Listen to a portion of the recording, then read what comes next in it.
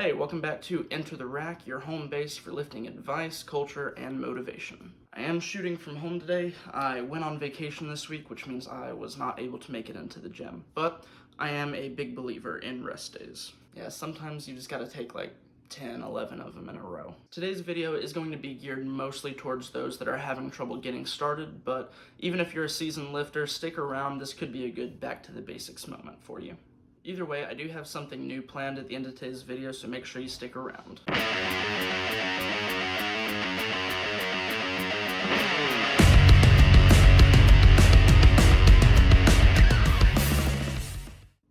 Let me paint you a picture. You just joined a gym. Maybe you moved to a new town and you figure it's time for a new you. On your first day there, you look over at the free weight section and you see a bunch of meatheads that look like this, and maybe even a couple ladies that look like this. You figure that you'll work up to the free weights, but for now you'll go start over on the treadmills. 1 mile turns into 2, and then you're walking that 3rd mile while still looking over at the free weight section, thinking about how much you'd love to be over there, but just don't quite feel ready for it. You went to the gym twice that week. The second time, maybe you did a couple bicep curls, but still stuck to the treadmills. The week after, you just went once, and you told yourself the 3rd week that you were gonna go 3 times, but you don't. In fact, you only went once. And after that 3rd week, you stopped going completely. Yeah, you tell yourself that you just got busy, you've got a lot on your plate, and that next month you're gonna be a lot more consistent. But you never go back. And now you're stuck in a contract paying almost $300 a year for a gym that you never go to. So what happened? You had the motivation. Why'd you quit? I'll tell you why you quit. Because you didn't know why you were working out in the first place. If you don't have something specific that you want out of your workouts, then you're not going to know what to do. And if you don't know what you're doing, no amount of motivation in the world is going to help you. It's like if you wanted to build your own house and you were so excited about it that you started hammering together 2x4s before you actually designed the place.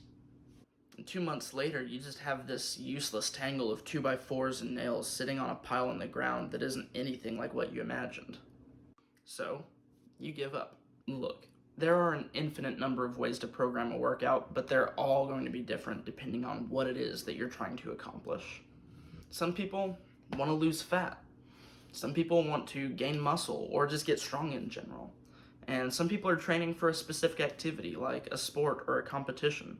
And some people just want a little bit of everything. But once you've decided what it is that you want out of your workouts, then you can go to the internet or come to a personal trainer or a strength coach, and we can help get you to where you want to be. But most importantly, once you actually have your sights set on a goal, you're going to be much more focused and enthusiastic about doing whatever it takes to get to that goal.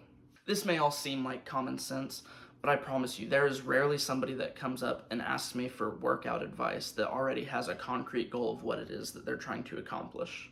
Alright, that's the end of my lecture for today, but I do want to lead by example. So here's that new thing that I mentioned at the beginning of the video.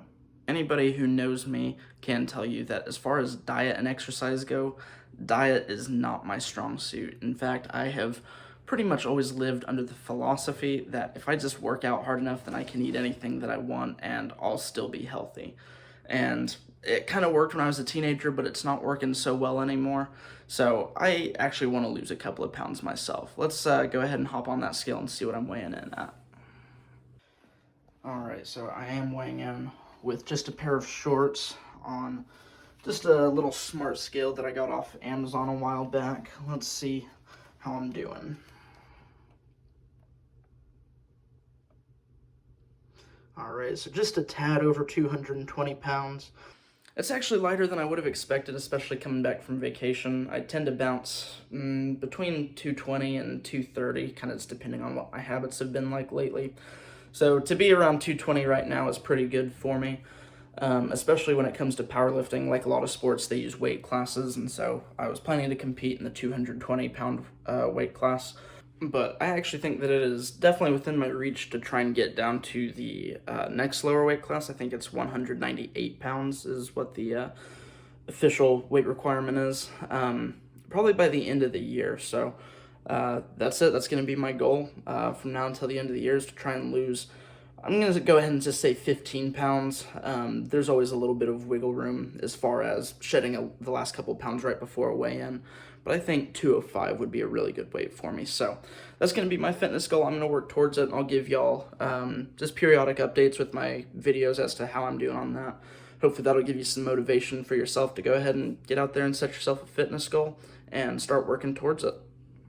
Alright, that is all that I have for you today. Thanks for tuning in to Enter the Rack. And if you haven't already, please click that subscribe button down below. It really helps me out. And if you like the video, give it a thumbs up or just leave a comment. Tell me what you liked, what you didn't like, as well as any suggestions for future videos. Thanks again, y'all, and I will see you next week.